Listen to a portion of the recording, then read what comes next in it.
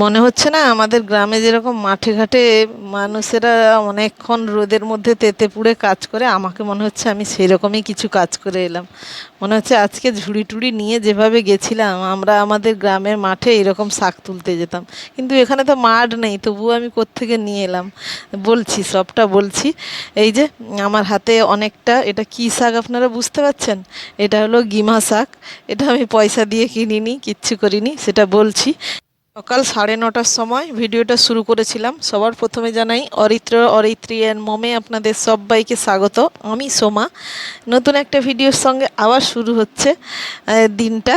এই যে এখন আমি শ্বশুরমশাই নিয়ে এসছে এক গাদা চুনো মাছ। চুনো মাছের সাইজটাও খুব ভালো দেখছি, খারাপ না। অনেক সময় নিয়ে আসে একটু ছোট ছোট, আর চুনো মাছ যদি একটু টাটকা আর একটু সাইজের মতো থাকে তাহলে আর ভালোই, কথা কি। যতই চুনো মাছ ভালো হোক, আমার এই চুনো মাছের মাথাটা খেতে একদম ভালো লাগে না, একদম না। আমি মাথা কেটে বাদ দিয়ে দিই। আর আমার মা থাকতো, আজকে চুনো মাছ দেখে মায়ের কথা মনে পড়ে যায়। মা থাকতো, পাতের গোড়া থেকে আমার সব চুনো মাছের মাথাগুলো তুলে তুলে খেয়ে নিত, বুঝলেন? এই চুনো মাছ এখন কেটে মানে 1 মিনিটের ভিডিও করলাম যে ধোয়া হয়ে গেল ঝুড়িতে, কিন্তু এটা কাটতে ঠিক কতটা সময় লেগেছিল, আর ধুতে পুরো ঘন্টা দুয়েক বসছিলাম আমি। 400 মতো চুনো মাছ ছিল। এই যে চুনো মাছ কাটার পরে আর চুনো মাছ কাটার পরে হাতের গন্ধটা কেমন থাকে আপনারাই বলুন। প্রায় 10 বার খানিক সাবান টাবান দেওয়ার পরে একটু সর্ষের তেল মেখে নিলে আমি দেখেছি অনেকটা কমে যায়। লেবু, সর্ষের তেল এইগুলো হাতে মাখিয়েছি। চুনো মাছের গন্ধটা জাস্ট কি ফাটাফাটি, না কি ভালো, না দারুণ, না কি বলুন। এই যে তারপরে বসলাম, রাতে ছিল এঁচোড়ের তরকারি। যেহেতু কালকে রাত্রে দেওর পিৎজা এনেছিল সন্ধ্যার সময়, দিয়ে সবাই খেয়েছিল, তারপরেও রাত্রে যে যার খাবার খেয়েছে, কিন্তু আমি সেই যে একটা স্লাইস দুটো স্লাইস খেয়েছি পিৎজা, তারপরে আমার একটুও খেতে ইচ্ছে করেনি। তাই আমার ভাগের তো তরকারি বসেই গেছে। আর এখন বেজে গেছে প্রায় 10:30 মতো। দেখলাম বাচ্চাদের তো স্কুল বন্ধ এখন, মানে বন্ধ মানে সপ্তাহে 2 দিন হচ্ছে। আর এই জন্য ভাতটা হয়ে গেছে দেখে অল্প 1 চামচ 2 চামচ ভাত নিয়ে এলাম, আর সেই এঁচোড়ের তরকারি আর একটা হাফ পেঁয়াজ নিয়ে এলাম। আমি বললাম তরকারিটা শেষ করে দিই, নাহলে আবার 1-2 দিন থেকে গেলে ফ্রিজের মধ্যে খেতে ইচ্ছে করে না। একটা কাঁঠালের দানা বের করে ছেলের মুখে দিলাম। আর তারপরে শাশুড়ি মা বলছে কী তরকারি হবে, চুনো মাছ হলো, একটু কিছু শাক টাক হলে ভালো হতো। সেই সময় এইসব কথাবার্তা চলছিল। আমি বললাম দাঁড়াও, শাক টাক কোথায় খুঁজতে যাব, তার আগে আমি দুটো খাই, খেয়ে নিই, তারপরে ভাবছি কি করা যায়। তারপরে এই যে ছুরি হাতে বেরিয়ে পড়েছি, দিয়ে ঘরের পেছন সাইডে গেলাম। এই যে ঘরের পেছন সাইডে এই যে যেতেই একজন শুয়ে আছে, আমাকে দেখে ঝপ করে উঠে পালাবে এক্ষুনি। এই যে আমি বসে পড়লাম, দেখুন আমার ঘরের নিচে কত শাক হয়েছে। এগুলো হলো গিমা শাক, বুঝেছেন? গিমা শাক অনেকেই জানেন, অনেকেই আবার জানেন না। দেখুন কি সুন্দর হয়েছে।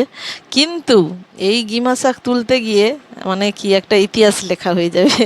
কেন বলছি, নিচের ঘরে এখানে কাকিমারা থাকতো, আর এই চুল নিয়েই সমস্যা। আমার মনে হয় সব মেয়েদের ন্যাড়া হয়ে যাওয়া উচিত, তাই না? কারণ ঘরে যদি একটা কোথাও চুল পাওয়া যায় অমনি মেয়েদেরই দোষ হয়ে যায়। মেয়েদের চুলের পেছনে এত ট্রিটমেন্ট, এত খরচ করে কী লাভ? কারণ এই যে শাক তুলতে এসছি, মানে প্রত্যেকটা শাকের গায়ে, আমাদের যখন মাঠে যেতাম তো মাঠে আর লোকে চুল ছড়াতে যেত না, যেহেতু ঘরের তলায় হয়েছে। আর প্রত্যেকটা শাকের গায়ে যেন চুল এঁটে আছে, মানে একটা চুল হাতে তুলে তুলে সরাতে হচ্ছে, এরকম একটা ব্যাপার। তবুও তরকারির মধ্যে হয়তো কোথাও চুল পাওয়া যাচ্ছে। এগুলো মানে এমন আমাদের চুল নিয়ে সমস্যা, ঘরের লোকের সমস্যা, বাইরের শাকগুলোও ঠিকঠাক হতে পারছে না, তাই না? তাই নিচের ঘরে কাকিমারা থাকতো, এখন নেই। এই কার চুল কোত্থেকে এসে জড়াচ্ছে, হয়তো আমার, হয়তো কাকিমার, হয়তো জায়ের, কার, হয়তো শাশুমার, মানে কোনো বোঝাই যাচ্ছে না। এই চুল নিয়ে আমি এই জন্য বলছি সবাইকে ন্যাড়া হয়ে যাওয়া উচিত। এই যে শাক তুলে এবারে বসে বসে শাকটা তুলে নিচ্ছিলাম। এইখানে বসার মতো পজিশন ছিল বলে তুলে নিচ্ছিলাম, আর ওই সাইডে গেলে একটু বসার মতো পজিশন নেই। ঝটফট করে শাক তুলে ঘরে এলাম। আর এখন একটু ঠান্ডা ওয়েদার, কিন্তু তখন যে ভিডিওটা করেছিলাম কি গরম ওয়েদার ছিল, মনে হচ্ছিল যেন মাঠের মধ্যে থেকে আমি সারাদিন কাজ করে করে এলাম, এরকম একটা আমার পরিশ্রম মতো লাগছিল। আর আমি শাক তুলছিলাম, আর সবাই আশেপাশে রাস্তা থেকে লোক যাচ্ছিল, খালি জিজ্ঞেস করছে এটা কি শাক তুলছো। বললাম গিমা শাক, কেউ বা জানে, কেউ বলছে এটা গিমা শাক, কেউ বুঝতে পারছে না যে এদের ঘরে ঘরের থেকে কি করে পেয়ে যাচ্ছে গিমা শাক। পয়সা না খরচ করে কি করে আমি পেয়ে গেলাম এতগুলো শাক। দেখো ঘরে কাকিমারা নিচে থাকতো, ওরা কিন্তু তুলে নিত। আর এখন এই ফার্স্ট টাইম আমি আজকে তুলতে গেলাম। আমি বললাম একটু বড় হোক দিলে তুলবো, কারণ আমাদের ঘরে যা ক্যান্ডিডেট, ওই নরম শাক একটুখানি নিয়ে এলে না তো মানে কারুর মানে মুখেই উঠতে না উঠতেই শেষ হয়ে যাবে। ওই জন্য একটু ওয়েট করছিলাম, কারণ এই শাকগুলো যতটা একটু বয়স হয়ে যায় ততটাই তেতোটা ভীষণ বেড়ে যায়। আর যতটাই ছোট ছোট থাকে নরম থাকে, তেতো একদমই থাকে না। এই জন্য তেতোটা তো একটু লাগবে, তেতো শাক মানে একটু তেতো তেতোই হবে। নিয়ে এসেও কিন্তু এখনও যুদ্ধ শেষ হয়নি, এইগুলো এই এক একটা করে পাতা তুলতে সেও প্রায় ঘন্টাখানিক লাগলো। তাহলে একটা শাকের পিছনে মানুষ যদি ঘন্টার পর ঘন্টা সময় দেবে। আর আমার তার সঙ্গে দুটো তিনটে টমেটোও হয়েছিল সাইডে, মানে এগুলো বিনে পয়সায় যাই হোক কিছু আজকে তরকারির খোঁজ হয়ে গেল আর কি। নাহলে যা এখন বাজারে, মানে কি বাজারে যারা যাচ্ছেন তারা অবশ্যই ভালো রকম বুঝবেন।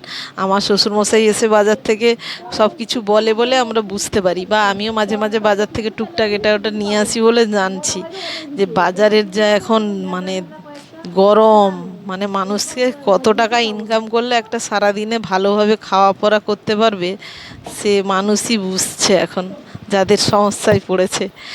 ওইটা সব তো করে আর ভিডিও করার কোনো এনার্জি ছিল না, ঝপঝপ করে করছিলাম। আর এই যে ছেলেমেয়েরা বসে টিভি দেখছিল, আমি এই করছিলাম। আমার যা বলছিল তুমি কখন দেবে, কখন রান্না করব। গিমা শাকের বড়া হয়েছিল আর ওটার ভিডিও করিনি। এখন এই যে বাচ্চারা ঘুমিয়ে গেছে, দুপুর 3টা বাজে, আর আমি এখন বসছি লেবু কাটতে। মানে তারা ঘুমিয়ে গেলেও আমার ঘুম হয় না, কারণ এই লেবু কাটবো, এই একটু ভিডিও এডিট করব, এই পোস্ট করব, এই তারা আবার ঘুম থেকে উঠলে কি খাবে, ওদের জন্য দুধটা গরম করে রাখবো, এইগুলো করতে করতে যায় এই ঘুমও হয়ে যায়। সেই এক্ষুনির মধ্যে ভিডিও এডিট করব, আর রাত্রে একটু ঘুমানোর সময় যা রাত্রে আর পারি না, রাত্রে শুয়ে মানে বিছানায় গেলেই যেন মনে হচ্ছে এই ঘুম এসেই গেছে, চোখ বন্ধ হয়ে যাচ্ছে, এইরকমই মনে হয়। সারাদিন টুকটাক টুকটাক করতে করতে তো এই হয়ে যায়। আর একজন ছেলে এই যে ঘুমোতে ঘুমোতে চিৎকার করে আসলো, উঠে এসলো, আমি যে চলে এলাম কাছ থেকে, সেও উঠে চলে এলো, এখনও 3:30টাও হয়নি, তার ঘুম হয়ে গেল। এই যে এসে এখানে শুয়ে আছে আবার। এবারে তাকে লেবু খাওয়াবো।